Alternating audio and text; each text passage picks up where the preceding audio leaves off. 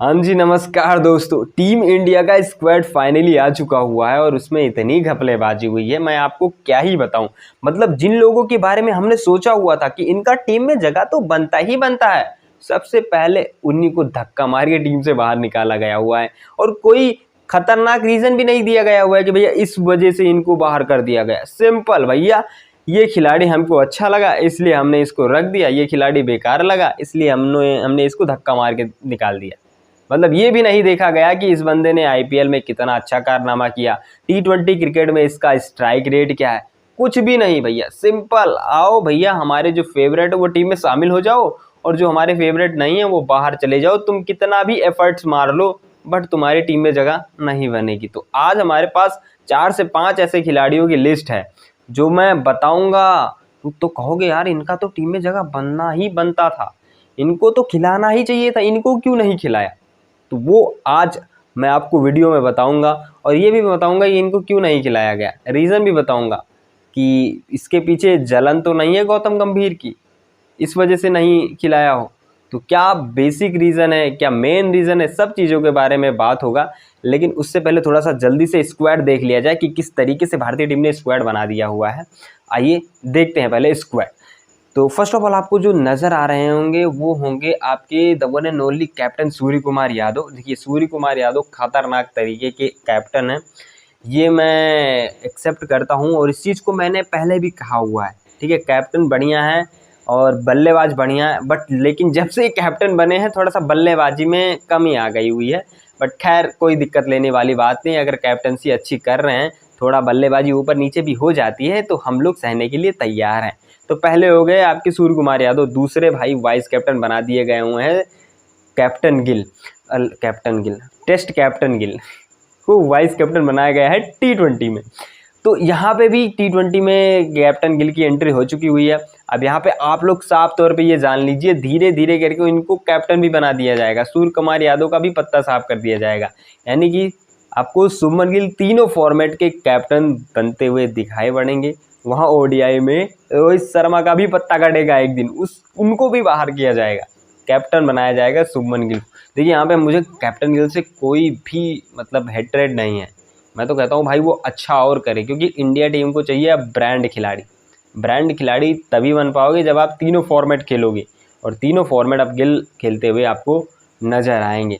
तो गिल हो गए दूसरे। आपके तीसरे पे आ जाते हैं भाई आपके the one and only Abhishek Sharma. Abhishek Sharma को खिलाया गया, एसएसबी जायसवाल को नहीं खिलाया गया। यहाँ पे जो सिंपल रीज़न दिया गया कि इसलिए मैंने अभिषेक शर्मा को खिलाया क्योंकि अभिषेक शर्मा बॉलिंग कर लेता है। अच्छा, ये साफ साफ क्यों नहीं कह देते कि मुझे अभिषेक शर्मा को ही खिलाना था। अब टीम इंडिया को अभिषेक शर्मा की बॉलिंग की ज़रूरत पड़ेगी मैच जीतने के लिए। तो ये जो आगे जसप्रीत बुमराह, ये आपके अर्शदीप सिंह, ये कुलदीप यादव, किस लिए खिलाया जा रहा है इनको? अचार डालने के लिए खिलाया जा रहा है? ये बताओ आप हमें। वहीं कुछ भी बातें किए जाते हैं यार ये लोग। खैर छोड़ो, इस बात को बाद में डिस्कस करेंगे। उसके बाद बैटर के रूप में आपको देखने को मिलेंगे तिलक वर्मा, जो कि एक्सपेक्टेड भी था कि भाई तिलक वर्मा तो आपको खेलते हुए नज़र ही आएंगे। ये हो गए। उसके बाद विकेट कीपिंग उसमें आ जाते हैं तो भाई संजू सैमसन आपको खेलते हुए नज़र आएंगे। संजू सैमसन का पहले भी कह दिया हुआ था कोच गौतम गंभीर ने, मैं बार बार आपको कहता हूँ कि उन्होंने कहा हुआ है कि 21 बार भी लगातार डक पे आउट हो जाएंगे फिर भी मैं इनको स्क्वाड में रखूँगा, स्क्वाड में आपको नज़र आएंगे। उसके बाद जितेश शर्मा, भाई एंट्री हो चुकी हुई है फाइनली जितेश शर्मा की। एक्सपेक्टेड था कि जितेश शर्मा खेलेंगे ही खेलेंगे और वो भाई साहब आपको नज़र आ गया। टी20 में जिस लेवल का कहर आईपीएल में मचाया हुआ था आरसीबी टीम के साथ में, वो एकदम नेक्स्ट लेवल था जितेश शर्मा का। और इस बेसिस पे मेरा मानना था कि ये तो जगह बना ही लेंगे और फाइनली उन्होंने जगह बना भी ली हुई है जितेश शर्मा ने। ठीक, उसके बाद ऑलराउंडर में आ जाते हैं तो हार्दिक पांड्या, इनसे बड़ा ऑलराउंडर कोई नहीं है, इनको जगह दी गई हुई है। फिर शिवम दुबे को जगह दी गई हुई है। मैंने कल अपनी वीडियो में कहा हुआ था कि शिवम दुबे को जगह मिलेगा, तो एक बंदा कहता है तुम्हें ज़्यादा पता है, तुम सेलेक्टर हो। भाई सेलेक्टर नहीं हूँ, लेकिन कुछ अनुमान भी तो होता है, कुछ सूत्र भी तो होता है, जो सूत्र के हिसाब से मुत्तर होता है वो भी तो कुछ होता है, उसके बारे में भी तो डिस्कस होता है, वहीं से पता चलता है सारी चीज़ें। तो शिवम दुबे आपकी ये हो गए। उसके बाद फिर अक्षर पटेल आपके नज़र आएंगे। अक्षर पटेल के लिए बुरा ये लग रहा है कि भाई अक्षर पटेल से वाइस कैप्टनसी छीन ली गई वो छीन के गिल को दे दी गई। मतलब बंदे को किस लिए एक सीरीज में वाइस कैप्टन बनाया गया? फिर जब छीनना ही था, वो कह रहा होगा हमारा क्या बोलते हैं अक्षर पटेल भाई कि मतलब मैंने गलती कहाँ की जो मेरे से वाइस कैप्टनसी छीन ली गई। खैर छोड़ो इस बात को। आपको अक्षर पटेल देखने को मिल रहे हैं। उसके बाद फिर बॉलिंग उसमें आ जाते हैं तो आपको हार्दिक पांड्या, अरे सॉरी यार, हार्दिक पांड्या तो हो गए, जसप्रीत बुमराह नज़र आएंगे, फिर हर्षदीप सिंह नज़र आएंगे। जसप्रीत बुमराह भी खतरनाक तरीके के हैं और आपके ये भी खतरनाक तरीके के हैं, हर्षदीप सिंह भी खतरनाक तरीके के हैं, दोनों अलग लेवल के हैं। उसके बाद फिर आ जाते हैं भाई हर्षित राणा के ऊपर। हर्षित राणा को टीम में खिलाया गया है।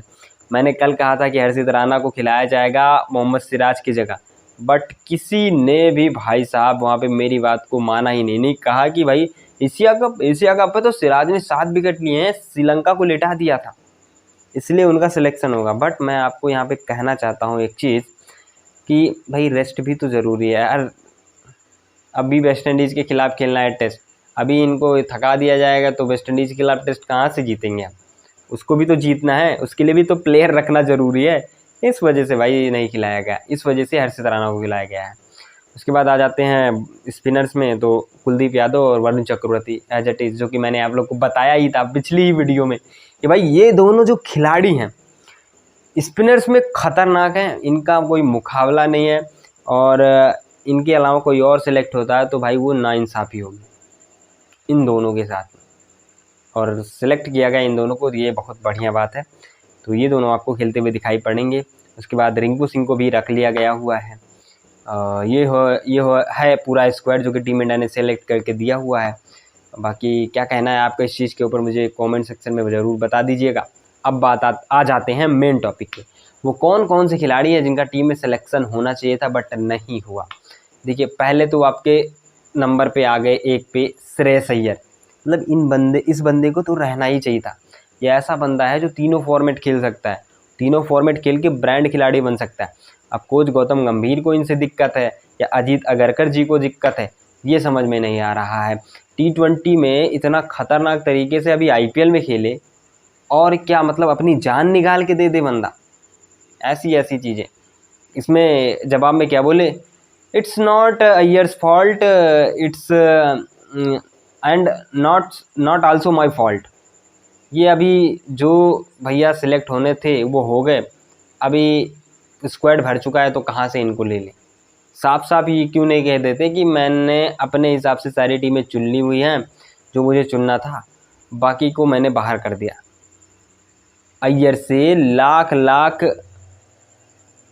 नीचे नहीं कहूँगा, मतलब अय्यर से 2-3 खिलाड़ी तो ऐसे हैं जो भाई एकदम नीचे नज़र आ रहे हैं।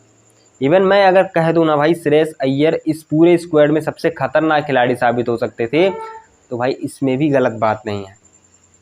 बट अभी क्या लगा टीम इंडिया के सेलेक्टर्स को, वो वही जाने, मैं क्या कह सकता हूँ इसमें। उसके बाद दूसरे नंबर पे जायसवाल भाई को बाहर कर दिया। मैंने आपको बताया, वही रीज़न बताया अभिषेक शर्मा वाला, कि अभिषेक शर्मा बॉलिंग कर लेते हैं। ये क्या बात हुई यार? अब अभिषेक शर्मा जिताएंगे हमको बॉलिंग करके मैच, फिर बॉलर्स क्या करेंगे फिर? यार छोड़ो इस बात को। उसके बाद तीसरे नंबर पे आपको मोहम्मद सिराज मैंने बताया हटा दिया गया हुआ है। चौथे जो खिलाड़ी हैं वो आपके साई सुदर्शन है, इनका भी सिलेक्शन होना चाहिए था बट नहीं हुआ है।